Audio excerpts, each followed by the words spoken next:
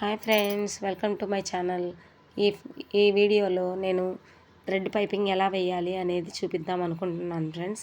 అయితే ముందుగా tissue cloth తీసుకోవాలి. తీసుకున్న తర్వాత హ్యాండ్స్ కోసం స్ట్రైట్ ముక్క తీసుకున్నాను. ఒక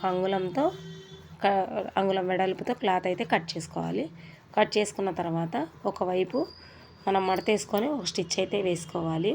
వేసుకున్న తర్వాత మనం హ్యాండ్స్ మీద పెట్టేసుకొని పాదం ఖర్చుతో బారుగా ఒక కుట్టు అయితే వేసుకోవాలి. వేసుకున్న తర్వాత మనము ఏ నెంబర్ అయితే వాడతామో పైపింగ్ థ్రెడ్ మధ్యలోకి పెట్టేసి చూడండి ఫ్రెండ్స్, ఖర్చు కిందకి ఇట్లా అనేసేసి నీట్గా పెట్టుకొని బారుగా ఒక కుట్టు వేసుకొని రావాలి. ఎక్కువైతే లాగకండి ఫ్రెండ్స్, ఒక చోట లావుగా ఒక చోట సన్నగా వస్తుంది. ఫ్రీగా అట్లా వదిలేసి ఒక స్టిచ్ అయితే వేసుకోండి. వేసుకున్నారంటే మీకు నీట్గా వస్తుంది. వేసుకున్న తర్వాత నేనైతే తిప్పి చూపిస్తున్నాను ఫ్రెండ్స్, అంటే చెడు వైపు చూపిస్తున్నాను. డబల్ కుట్టు అయితే వేసుకుంటా అంటే వేసుకోవచ్చు, లేదంటే హెమ్మింగ్కి ఇచ్చేసుకోవచ్చు ఫ్రెండ్స్. చూడండి, నేనైతే డబల్ స్టిచ్చింగే వేశాను. అలా వేస్తే నీట్గా ఉంటుంది, ఊడకుండా ఉంటుందని అంటున్నారు. కస్టమర్ ఇష్టం కదా ఫ్రెండ్స్, వాళ్ళు ఎలా చెప్తే అలా చేయాలి. అదిగోండి ఫ్రెండ్స్, ఎంత సన్నగా ఎంత నీట్గా వచ్చిందో చూడండి ఫ్రెండ్స్ మీరే. తర్వాత నేను నెక్కు అయితే క్రాస్ కటింగ్ తీసుకుందాం అనుకుంటున్నాను ఫ్రెండ్స్. దానికోసం అయితే నేను ఒక అంగుళం వెడల్పుతో క్రాస్ పట్టీ అయితే కట్ చేసుకుంటున్నాను.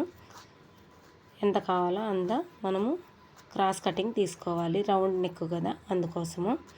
తీసుకున్న తర్వాత పైన అటు కింద వైపు రెండు వైపులు స్ట్రైట్గా అయితే కట్ చేసుకోండి ఫ్రెండ్స్. కట్ చేసుకున్న తర్వాత రెండింటిని జాయింట్ చేసేసుకోవాలి.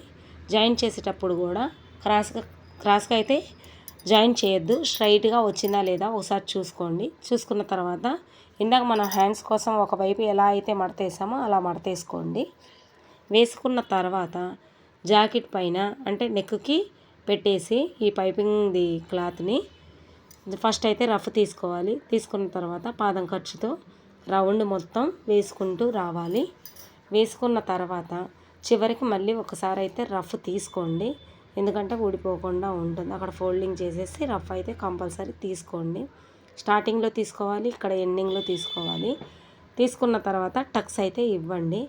నీట్గా టక్స్ ఇచ్చారంటే రౌండ్ బాగా తిరుగుతుంది, అందుకోసం అని చెప్పేసి అట్లా ఇచ్చిన తర్వాత మనం ఇందాకైతే చేతికి ఎలా అయితే పైపింగ్ థ్రెడ్ పెట్టామో సేమ్ అట్లాగే దీంట్లో కూడా అలాగే పెట్టుకొని ఫస్ట్ రఫ్ తీసుకోవాలి.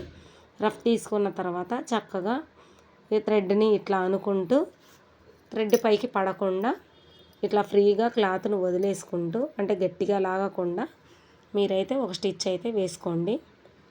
బారుగా అలా వేసుకున్న తర్వాత చాలా సన్నగా వస్తుంది ఫ్రెండ్స్. రౌండ్ కూడా నీట్గా ఉంటుంది, మనము ఎంతో ఇబ్బంది పడాల్సిన అవసరం ఉండదు. అట్లాగే పాదం కిందకు కూడా ఈ థ్రెడ్ అనేది బాగా అసలు సరిపోతుందండి. చూడండి ఫ్రెండ్స్, లాస్ట్కి వచ్చినాక మళ్ళీ ఒక్కసారి అయితే మీరు రఫ్ తీసుకోండి.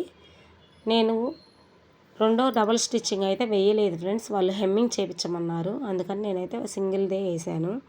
చూడండి ఫ్రెండ్స్, ఎంత నీట్గా రౌండ్గా కూడా వచ్చింది. నా వీడియోలన్నీ మీకు నచ్చితే కనుక లైక్ చేయండి, షేర్ చేయండి, అట్లాగే సబ్స్క్రైబ్ చేయండి. Okay, bye friends.